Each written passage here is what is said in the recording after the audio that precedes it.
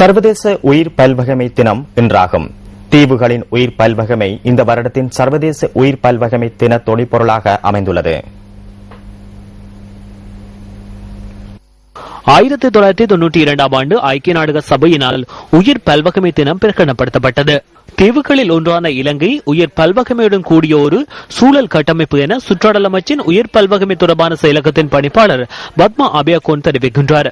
மனித வாழ்க்கையுடன் உயிர் பல்வகமை ஒன்றிணைந்து காணப்படுவதாகவும் இதனால் உயிர் பல்வகமை பாரிய அச்சுறுத்தல்களை எதிர்நோக்கியுள்ளதாகவும் அவர் சுட்டிக்காட்டுகின்றார். மனித செயற்பாடுகளால் உயிர் பல்வகமைக்கு அதிக பாதிப்புகள் ஏற்படுகின்றன. அத்துடன் காலநிலை மாற்றங்களினாலும் உயிர் பல்வகமை பாரிய அச்சுறுத்தலை எதிர்நோக்கியுள்ளது.